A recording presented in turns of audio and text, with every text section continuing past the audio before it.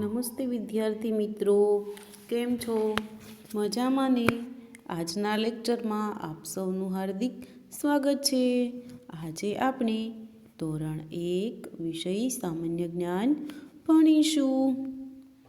તેમાં પાઠ 10 સુધી આપણે આગળના લેક્ચરમાં ભણી ગયા. પાઠ 11 મારી શાળા, ત્યાંથી આજે આપણે ભણવાનું છે મિત્રો. તો તમે બધા શાળામાં જતા હશો તો તમે તમારી શાળામાં શું હોય છે તે જોયું હશે. આજે આપણે આપણી શાળા વિશે ભણવાનું છે. તો જો મિત્રો, અહીં ઉપર કેવું સરસ મજાનું શાળાનું ચિત્ર આપેલું છે. તો તેમાં શું દેખાય છે તો કે વિદ્યાર્થીઓ શાળામાં આવતા દેખાય છે. આગળ સરસ મજાનું મોટું મેદાન છે, તેમાં બગીચા છે, વૃક્ષો વાવેલા છે. એમાં સામે શાળાના ઓરડા દેખાય છે, પ્રાર્થના હોલ છે.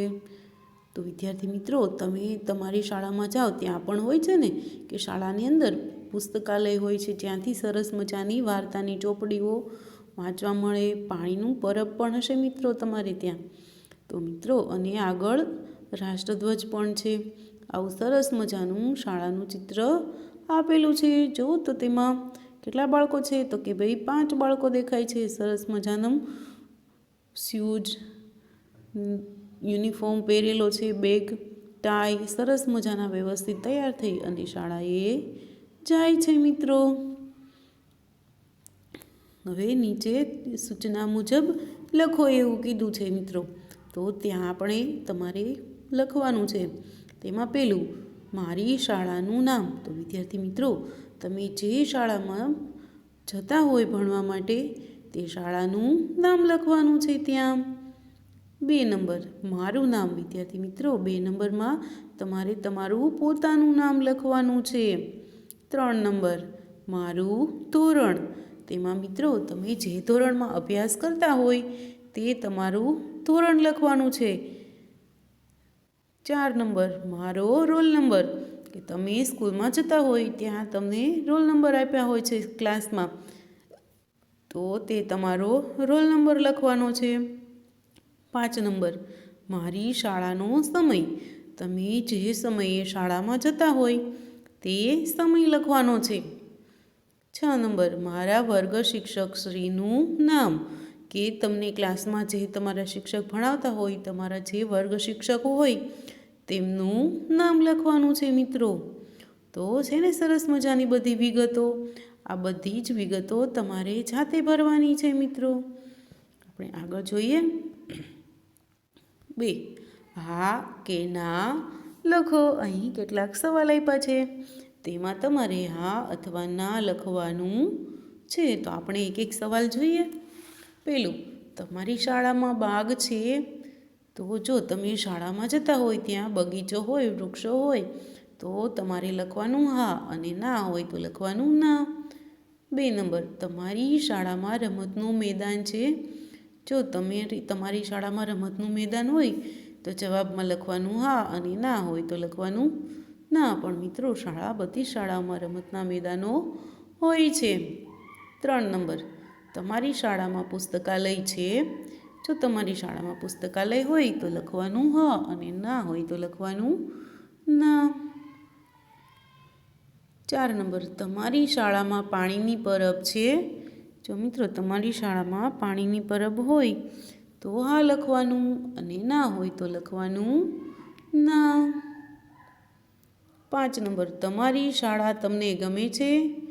જો મિત્રો, તમારી શાળા તમને ગમે છે તો આપણે શાળામાં ભણવા જતા હોય એ શાળા આપણું મંદિર કહેવાય, વિદ્યાનું મંદિર કહેવાય. તે તો બધાને ગમવી જ જોઈએ. તો તમારી શાળા તમને ગમે છે તો કે ભાઈ હા, તો જવાબમાં લખવાનું હા, કારણ કે ત્યાંથી આપણને ઘણું બધું શીખવા મળે છે, એટલે તે આપણને ખૂબ ગમે છે. 6 નંબર, તમારી શાળામાં મોટો હોલ છે. તો વિદ્યાર્થી મિત્રો, તમે પ્રાર્થના સભા કરતા હોય ત્યાં હોલ હોય છે, પ્રાર્થના ખંડ હોય છે. તો તમારી શાળામાં મોટો હોલ છે જો હોય તો લખવાનું હા, અને ના હોય તો લખવાનું ના. આગળ પ્રશ્ન 3, કૌંસમાંથી યોગ્ય શબ્દ પસંદ કરીને નીચેની ખાલી જગ્યાઓ પૂરો. તો અહીં કૌંસમાં શબ્દો આપ્યા છે, તેમાંથી બેમાંથી સાચો શબ્દ શોધી અને ખાલી જગ્યામાં લખવાનો છે. તેમાં પહેલું, અમે રમવા ખાલી જગ્યામાં જઈએ છીએ. તમે રમવા માટે ક્યાં જાઓ છો? તો હું અહીં તમને જોઈએ 2 ઓપ્શન છે. તેમાં મેદાન અને પુસ્તકાલય. તો રમવા માટે ક્યાં જઈએ? તો કે ભાઈ મેદાનમાં જઈએ. તો આ મેદાન જે લીટો કર્યો છે તે શબ્દ તમારે ખાલી જગ્યામાં લખવાનો છે. 2 નંબર, અમે પ્રાર્થના ખાલી જગ્યામાં કરીએ છીએ. તો પ્રાર્થના ક્યાં કરીએ? વર્ગખંડ કે સભાખંડ? તો કે વર્ગખંડમાં તો ભણવાનું હોય છે. સભાખંડ જે હોય પ્રાર્થનાખંડ તેમાં પ્રાર્થના કરવાની હોય છે. તો આ જવાબ તમારે ખાલી જગ્યામાં લખવાનો છે. 3, અમે શાળાને ખાલી જગ્યા રાખીએ છીએ. તો ચોખ્ખી રાખો કે ગંદી? તો કે ભાઈ ચોખ્ખી જ રાખવાની હોય ને. જ્યાં આપણે મંદિર છે તે વિદ્યાનું, ત્યાં ચોખ્ખાઈ રાખવી જોઈએ, જ્યાંથી આપણને વિદ્યા મળે છે. તો અમે શાળાને કેવી રાખીએ છીએ? તો કે ભાઈ ચોખ્ખી રાખીએ છીએ.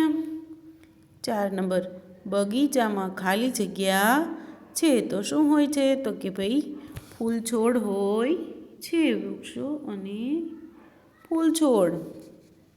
5 નંબર, અમે ખાલી જગ્યામાં ભણીએ છીએ. તો ભણવાનું ક્યાં હોય?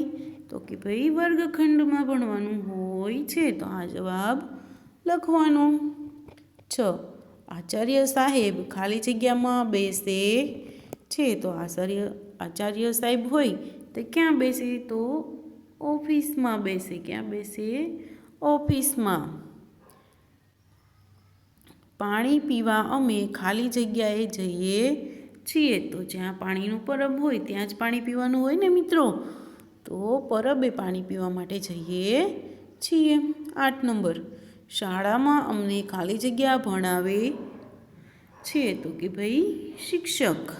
તો મિત્રો શાળા વિશે જાણવાની મજા આવીને કે શાળામાં શું શું હોય છે? તો કે ભાઈ શાળામાં ક્લાસરૂમ, વર્ગખંડો એટલે કે ઓરડા હોય છે, બાગ બગીચા હોય છે, મેદાન હોય છે, પુસ્તકાલય, પરબ, પ્રાર્થનાખંડ, આચાર્ય સાહેબની ઓફિસ, આવું બધું શાળામાં હોય છે. શાળામાં અમે 26મી જાન્યુઆરી અને 15મી ઓગસ્ટ તેમાં ઉત્સવ ઉજવીએ છીએ અને રાષ્ટ્રધ્વજને વંદન કરીએ છીએ. શાળાએ મિત્રો તમે બધા જાઓ છો ને નિયમિત?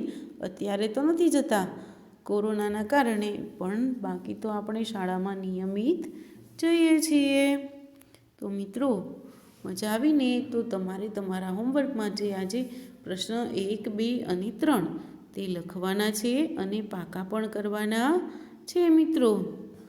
હવે આપણે આગળના લેક્ચરમાં મળીશું. ત્યાં સુધી આવજો.